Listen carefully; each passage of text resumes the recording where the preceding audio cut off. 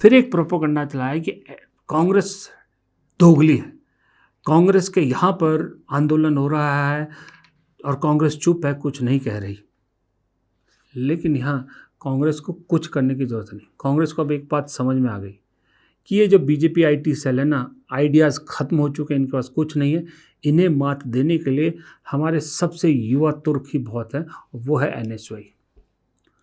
भाई साहब, अपनी सरकार है झारखंड में, और सरकार में सहयोगी है, उनके खिलाफ प्रदर्शन कर रहे हैं छात्र, और एनएसयूआई वहाँ पहुँच गई छात्रों के बीच में, उनके समस्याएं भी सुन रही है, खाना बांट रही है, उनके लिए पानी का इंतज़ाम कर रही है, सब चीज़ों का इंतज़ाम कर रहे। खुद एनएसयूआई के जो अध्यक्ष हैं सुनील जाखड़ वहाँ पहुँच गए।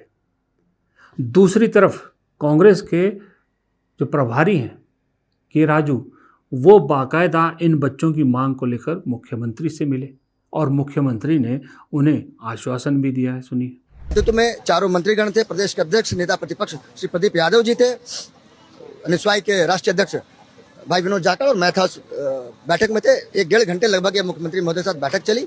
काफी संवेदनशील इस मामले को लेकर 2 बातें निकल कर आई। पहली कि जिस तरह से कार्रवाई की जा रही है, आपको समझ में आ गया कोई बचने वाला इस कार्रवाई से नहीं है। कितना भी बड़ा मगरमच्छ हो, मछली हो, इस बार वो बचेगा नहीं। हम लोग किसी भी पार्टी का हो, किसी भी पार्टी का हो, कहीं का हो, हमारा हो, तुम्हारा हो, कोई फर्क नहीं पड़ता। इस बार जिसकी थोड़ी सी भी सलिप्तता पाई जाएगी, उसको सलाखों के पीछे भेजने का काम सरकार करेगी। एक ऐसा एग्जाम्पल सेट करेगी कि आने वाले दिन में कभी क्वेश्चन पेपर लीक का दिमाग किसी के मन में आए तो डर जाए कि उसके साथ क्या हर्ष होने वाला है। अब क्या कहें, फिर कहा, सोचा कि चलो झारखंड नहीं दिखाएंगे, हम तो मीडिया, गोदी मीडिया हम तो दिखाएंगे नहीं, वहाँ एनएसयूआई ये कर रही है, कांग्रेस ये कर रही है। कहा दिल्ली में घेरते हैं। दिल्ली में घेरने की कोशिश की तो मल्लिकार्जुन खड़गे की एक छोटी सी लाइन ने पूरी मेहनत पर, आईटी सेल और गोदी मीडिया की पूरी मेहनत पर पानी फेर दिया। देखो, विद्यार्थियों के साथ हैं, झारखंड हो, पंजाब हो, दिल्ली हो, कहीं भी हो, हम राहुल गांधी जी, हम विद्यार्थियों के साथ हैं। हम पूछेंगे अगर हमसे भी कोई गलती हो गई, क्यों हो गई। हम हर एक को लेटर भी लिख रहे हैं कि क्यों, क्या हो गया। तो इसीलिए चाहे हमारा अलायंस पार्टनर हो, चाहे हमारा अपोजिशन हो, हम विद्यार्थियों, युवकों के साथ हैं। उनकी समस्या को हल करने के लिए हम लड़ते रहेंगे। दोस्तों, दरअसल आजकल मुझे जो सिचुएशन है, राजनीतिक सिचुएशन दिल्ली में, पूरे देश में, या युवाओं की सिचुएशन, जो भी कह लो आप, राजनीति से जुड़ा जितना कुछ हो रहा है देश में, उसमें मुझे सबसे ज़्यादा तरस इस वक्त अगर किसी पे आ रहा है तो वो बीजेपी के आईटी सेल पे आता है। बीजेपी के आईटी सेल का हर मेंबर आज की डेट में न रात में सो पा रहा है, न दिन में ढंग से जग पा रहा है, क्योंकि सबकी गर्दन पर तलवार लटक रही है। कुछ भी अच्छा करने जाते हैं, तुरंत मात मिल जाती है। एक छात्र आंदोलन ने बीजेपी आईटी सेल के मुखिया से लेकर सबसे नए रिक्रूटी तक सबकी नौकरी खतरे में डाल दी है, और सबको रोज़ फटकार के अलावा कुछ नहीं मिलते। ऊपर से अब मजबूरी है, हर जगह पिट रहे हैं, लेकिन काम तो जो करना है वो करना है। हर चीज़ करने की कोशिश कर ली, ना हिंदू मुसलमान चल रहा, ना एंटी नेशनल चल रहा, ना राहुल गांधी का विदेशी कनेक्शन चल रहा, ना कांग्रेस का कोई पुराना इतिहास चल रहा, ना नेहरू चल रहा, कुछ नहीं चल रहा। हर चीज़ पे मीम उल्टा इन्हीं के बन जाते हैं। अब कुछ दिन पहले, मैं वीडियो नहीं दिखाऊंगा, लेकिन कुछ दिन पहले, कल या परसों की बात है, एक मोदी जी का वीडियो डाला गाना डाल के। अब अपने हिसाब से अच्छा किया था बीजेपी के आईटी सेल ने, लेकिन उसमें एक शब्द, एक लाइन थी उस गाने में, आई एम क्रिमिनल। उठाने वालों ने वही लाइन उठा दी और ट्रोल हो गई बीजेपी आईटी सेल, उल्टा ट्रोल हो गई बीजेपी। अपने हैंडल, ऑफिशियल हैंडल जो उसको किया था, हटाना पड़ा। ये हाल हो रही। और ऊपर से मोदी जी का एक वीडियो नहीं थोड़ी देर के लिए दिखा तो मेटा के ऑफिशियल्स को बुला लिया गया, कहा जा रहा है कि ज़ुकरबर्ग ने माफ़ी मांगी है सरकार से इसके लिए। मतलब इतनी डेस्परेशन।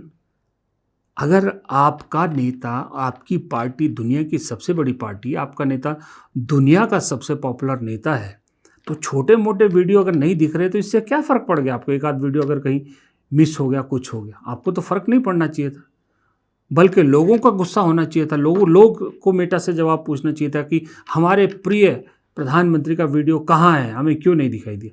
यहाँ तो सरकार सवाल पूछ रही है। अब जब कुछ नहीं मिल रहा तो छोटी सी चीज़ को भी बड़ा करने की कोशिश करते हैं। अब आपको मालूम है, जैसा दिल्ली में आंदोलन चला छात्रों का, वैसा ही आंदोलन एक रांची में चल रहा है, झारखंड में। तकरीबन सेम मुद्दे हैं, पेपर लीक और उसका ही मुद्दा है, और काफ़ी दिन हो गए वहाँ पर। अब बीजेपी को याद आया कि भाई इसको काटने के लिए हमको मटेरियल मिल रहा है, तो हो गए शुरू कि कांग्रेस दोगली। वहाँ झारखंड में जेएमएम के साथ सरकार में है, वहाँ भी ये आंदोलन हो रहा है, उनके नहीं सुन रहे हैं, दिल्ली के बच्चों के दर्द समझ के प्रधानमंत्री को माफ़ी मांगने को कह रहे हैं, गृह मंत्री का इस्तीफा मांग रहे हैं, ये कर रहे हैं, वो कर रहे हैं। और गोदी एंकर जो दिल्ली में रहते हुए दिल्ली के छात्र आंदोलन में जाने की हिम्मत नहीं हुई जिनकी, वो भाई साहब रांची पहुंच गए, वहाँ से लाइव कर रहे हैं कि ना यहाँ अब्दुल की बिरयानी बिक रही है, ना इस कुछ हो रहा है, ना कुछ हो रहा है।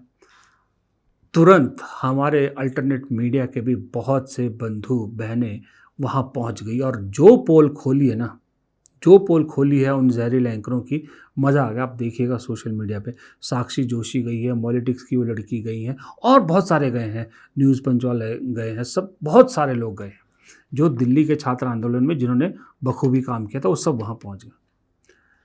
अब ये तो रही मीडिया की बात, यहाँ फेल हो गया, ये प्रोपोगंडा फेल हो गया। अब इससे आगे और कोई क्या कह सकता है कि दिल्ली हो, पंजाब हो, झारखंड हो, राहुल गांधी छात्रों के साथ। पूरा मंसूबा धरा धरा रह गया, प्रोपोगंडा करने की जो कोशिश की थी सब खत्म। अब फिर साहब से डांट पड़ी होगी, फिर क्लास लगी होगी, फिर जो है कहा होगा कि नौकरी तलाश लो, अब तुम्हारे बस की बात नहीं है। क्योंकि नीचे से जो बीजेपी का कार्यकर्ता है वो ऊपर बैठे दो लोगों से भी यही कह रहा है कि कुछ और तलाश लो, तुम्हारे बस की बात नहीं है। क्योंकि हर जगह आपके फैसले अब गलत साबित हो रहे हैं। जिन फैसलों को आंख बंद करके माना गया था, वो सब फैसले धीरे धीरे बंद हो रहे हैं।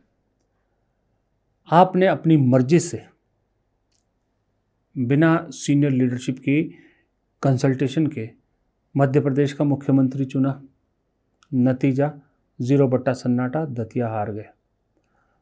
आपने अपनी मर्जी से बाहर से आया हुआ नॉन बीजेपी बैकग्राउंड के आदमी को बिहार का मुख्यमंत्री चुना दिया, नीतीश कुमार को हटा दिया। 0 सन्नाटा ही नहीं, बीजेपी की अब तक की सबसे बड़ी फजीयत, राष्ट्रीय अध्यक्ष की सीट हार गए, वो भी वो सीट जो पिछले 7-8 चुनाव से उनके खानदानी गढ़ था, बीजेपी का गढ़ था, जहाँ के लिए बीजेपी के नेता कहते थे कि कुत्ता बिल्ला भी अगर लड़ा लेंगे हम तो वो भी जीत जाएगा वहाँ पर।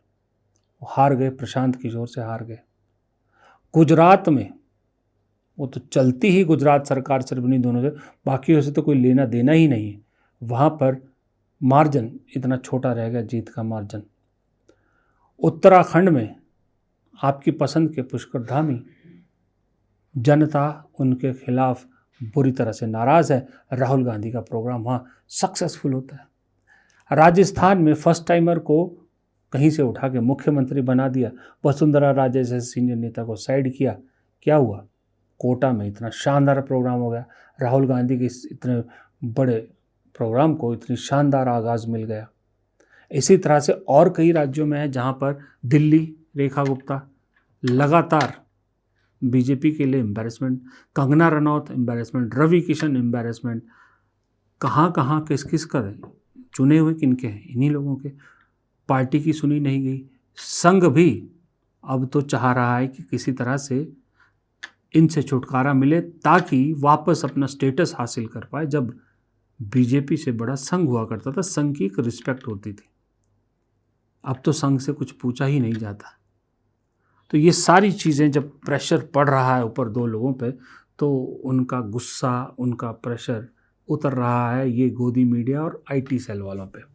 आईटी सेल से सुना है कि बहुत लोगों की छुट्टी होने वाली है। और गोदी मीडिया में तो कहा जा रहा है कि एक बहुत बड़े सरकारी चमचे संपादक की छुट्टी हो चुकी है और तकरीबन बहुत से ऐसे पत्रकार हैं, ऐसे एंकर हैं जिनमें 50-100 लोगों की सूची है जिनकी धीरे धीरे छुट्टी होना तय है, क्योंकि एथेनॉल का मामला हो, छात्र आंदोलन का मामला हो, चंदा चोरी का मामला हो, ये कहीं सरकार को डिफेंड नहीं कर पाए, उल्टा सरकार के लिए फजीहत बने हैं। इसलिए मोदी जी को मजबूरी में इंस्टाग्रामर बनना पड़ गया, बेचारों को खुद रिकॉर्ड करके पोस्ट करना पड़ रहा है। ये हालत हो चुकी है, यही सच्चाई। खैर, सुबह सुबह ज़्यादा लंबा ज्ञान नहीं दूंगा।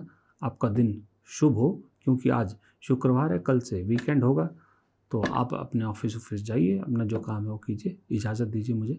नमस्कार।